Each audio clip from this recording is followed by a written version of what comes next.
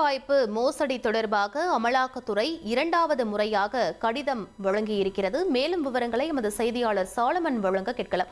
சாலமன், இந்த விவகாரத்தின் பின்னணி என்னவாக இருக்கிறது? மேலும் இந்த கடிதத்தில் என்னவெல்லாம் குறிப்பிடப்பட்டிருக்கிறது?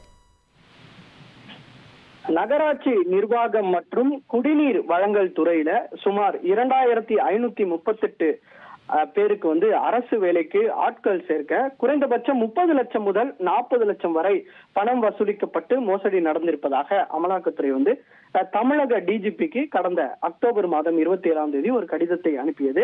அதுல 232 பக்க அறிக்கையில விரிவாக நடந்த இந்த சட்டவிரோத பண பரிமாற்றம் மற்றும் வேலை வாய்ப்பு மோசடி தொடர்பாக அதுல தெரிவிக்கப்பட்டு நடவடிக்கை எடுக்கப்பட வேண்டும் என அந்த கடிதத்துல குற்றஞ்சாட்டி இருந்தது. இந்த நிலையில தான் கடந்த டிசம்பர் 8ஆம் தேதி இரண்டாவது கடிதத்தை அமலாக்கத்துறை தரப்புல தமிழக தலைமைச் செயலாளர் மற்றும் தமிழக டிஜிபிக்கு தற்போது அமலாக்கத்துறை ஒரு கடிதத்தை அனுப்பப்பட்டிருப்பதாக ஒரு தகவலானது வெளியாகி இருக்கிறது. இந்த கடிதத்துல இந்த நகராட்சி நிர்வாகம் மற்றும் இந்த குடிநீர் வழங்கல் துறையில அரசு ஒப்பந்தம் அளிப்பதில் மிகப்பெரிய ஊழல் நடந்திருப்பதாக கூறி அந்த கடிதத்துல குற்றஞ்சாட்டப்பட்டிருக்கிறது.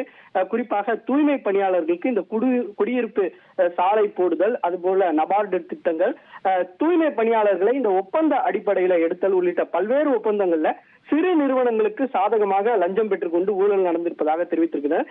யாருக்கு ஒப்பந்தம் என்ற அரசு அறிவிக்கும் முந்தைய நாட்களுக்கு முன்னதாகவே இந்த லஞ்சம் மற்றும் ஊழல் பணம் கைமாறி இருப்பதாகவும் அந்த அமலாக்கத்துறை தரப்புல அந்த கடிதத்தில் குறிப்பிடப்பட்டிருப்பதாக ஒரு தகவல் தெரிவிக்கப்பட்டிருக்கு. குறிப்பாக இதுல அரசு அதிகாரிகள் லஞ்ச பணமாக மட்டும் வாங்காமல் அவர்கள் கட்சி நிதியாகவும் இது சென்றடைந்து இருப்பதாகவும் அமலாக்கத்துறை தரப்புல அந்த கடிதத்துல குற்றச்சாட்டப்பட்டிருக்கிறது. ஒவ்வொரு ஒப்பந்தத்திலையும் 7.5 முதல் 10% வரை கமிஷனாக ஒப்பந்த தொகையில இருந்து லஞ்சமாக கொடுக்கப்பட்டிருப்பதாகவும் அதில் குறிப்பிடப்பட்டிருக்கிறது. அந்த வகையில மொத்தம் 1020 கோடி ரூபாய் அளவிற்கு இந்த லஞ்ச பணம் மற்றும் கட்சி நிதி வழங்கப்பட்டிருப்பதாகவும் அந்த கடிதத்துல குறிப்பிடப்பட்டு இதுல லஞ்ச ஒழிப்புத்துறை உடனடியாக நடவடிக்கை எடுக்கப்பட வேண்டும் என அமலாக்கத்துறை தரப்புல தமிழக தலைமைச் செயலாளர் மற்றும் தமிழக டிஜிபிக்கு அமலாக்கத்துறை தரப்புல ஒரு இரண்டாவது கடிதமானது அனுப்பப்பட்டிருக்கிறது. விவரங்களுக்கு நன்றி சாலமன்.